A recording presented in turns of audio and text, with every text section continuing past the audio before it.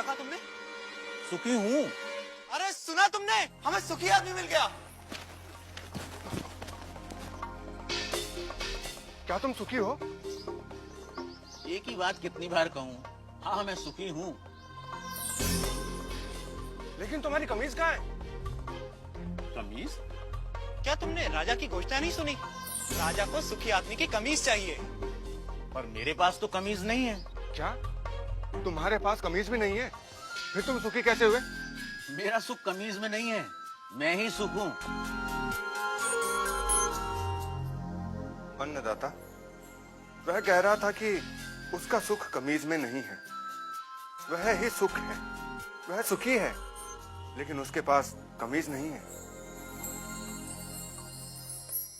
बलभद्र, उसे मेरे पास ले आओ।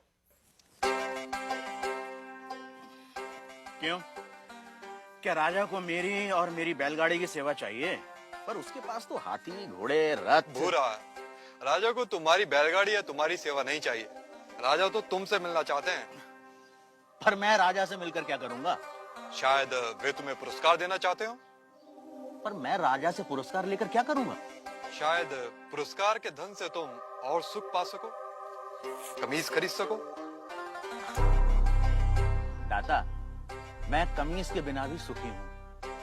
पर मैंने सुना है कि धन से वस्तुएं मिलती हैं। क्या धन से सुख मिलता है?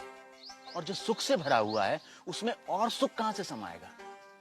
अगर राजा मुझसे मिलना चाहते हैं तो वो यहाँ आ सकते हैं, मैं उनसे मिल लूंगा। गाड़ीवान ने आने से मना कर दिया अन्नदाता। अन्नदाता को उससे मिलना हो तो हुकुम को ही जाना होगा।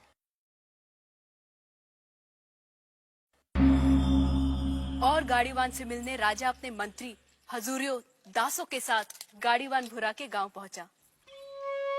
भूरा, भूरा, भूरा, अभी कहीं नहीं जा पाऊंगा, मेरे बैल सुस्ता रहे हैं। भूरा, अन्नदाता तुमसे मिलने आए हैं। भूरा, कहिए। तुम जो मांगोगे मैं तुम्हें दूंगा। हाथी, घोड़े, दास, दासियां, जो चाहे मांग लो, पर मुझे सुखी होने का रहस्य बता दो। मुझे नींद आ रही है राजा, मुझे सोने दो। राजा हैरान था। दूसरी बार राजा फिर बड़े दल बल के साथ आया। भूरा, भूरा, हाथी, घोड़े, दास, दासियां जितनी चाहे मांग लो, पर मुझे सुखी होने का रहस्य तो बता दो। राजा, हाथी, घोड़े, दास, दासियों के बिना भी मैं सुखी हूँ। फिर कभी आना। तुम्हें क्या चाहिए भूरा? मांग कर तो देखो। मुझे सुखी होने का रहस्य तो बता दो।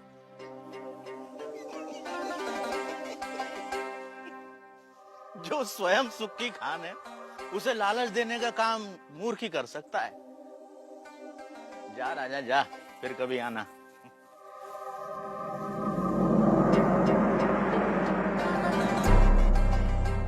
और राजा चला गया।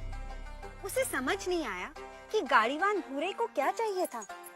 कि अचानक राजा एक दिन अकेले गाड़ीवान के सामने आ खड़ा हुआ।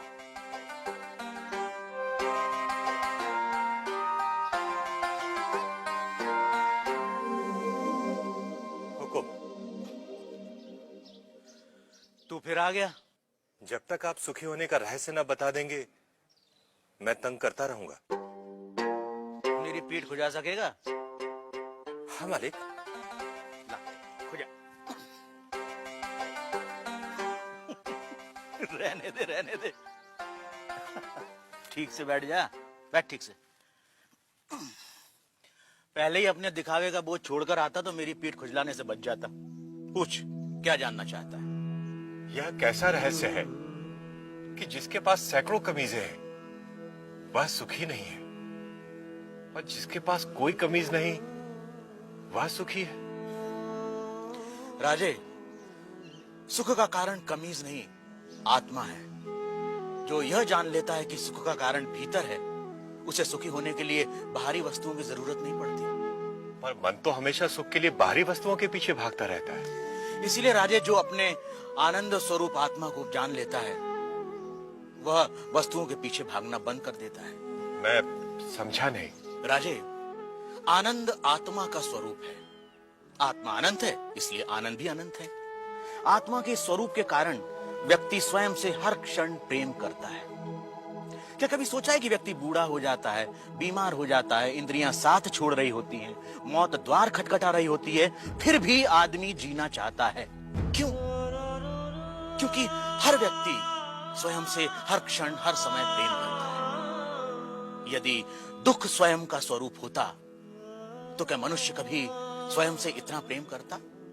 कभी तुमने सोचा है कि कभी कभी आत्महत्या का विचार क्यों आता है? नहीं मालिक। क्या है आत्महत्या का विचार? क्यों भावना के वश में आदमी मन, बुद्धि और शरीर आदि को खत्म कर देना चाहता है?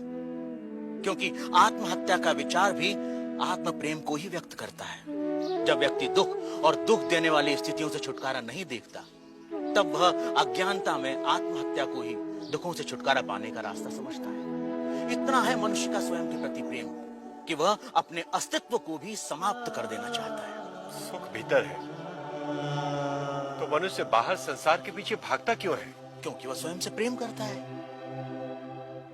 मनुष्य जिसकी भी अभिलाषा करता है, चाहे वह धन हो या वैभव, पत्नी, पति या पुत्र हो, वे सिर्फ उपकरण हैं जिनकी अभिलाषा मनुष्य स्वयं के सुख के लिए करता है। मनुष्य अपनी प्रियतम वस्तु या संबंधी को भी छोड़ देता है यदि वह वस्तु या वे संबंध दुख का कारण हो जाए। इसलिए मनुष्य सबसे अधिक स्वयं से प्रेम करता है। कोई भी व्यक्ति, चाहे वह संसार को पाने या संसार को छोड़ने की राह पर ही क्यों न चल रहा हो, वह स्वयं के लिए ही है। स्वयं के लिए इतना प्रेम कि या तो सारा संसार या संसार नहीं। स्वयं के प्रति इतना प्रेम ही आत्मा के सुख स्वरूप का प्रमाण है। यदि ऐसा नहीं होता तो मनुष्य दुखों से प्रेम करता। चूंकि अज्ञानतावश हम अपने आनंद स्वरूप को नहीं जानते, इसलिए इस आशा में संसार और वस्तुओं के पीछे भागते रहते हैं कि वह हमें छोटे छोटे सुख देगी। यह ठीक वैसा ही है कि जो सुखों का स्वामी है, राजा है, वह खुद को भिखारी समझ दूसरों से इसकी उम्मीद करता है।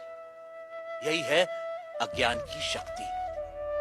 इसलिए राजे, संबंधों का और वस्तुओं का सुख स्थायी नहीं होता, परंतु आत्मा का आनंद असीम होता है।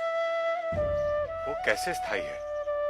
राजीव, जब भी हम किसी प्रिय व्यक्ति या प्रिय वस्तु को देखते हैं तो उससे आनंद होता है।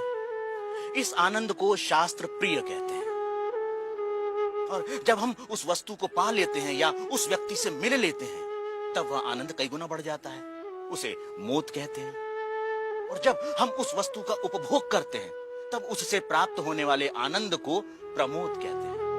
परंतु जैसे ही हम उस व्यक्ति या उस वस्तु से अलग हो जाते हैं, वह आनंद भी समाप्त हो जाता है। इसलिए राजे, वस्तुओं का आनंद, व्यक्तियों का आनंद स्थायी नहीं होता, परंतु आत्मा का आनंद स्थायी और अनंत होता है।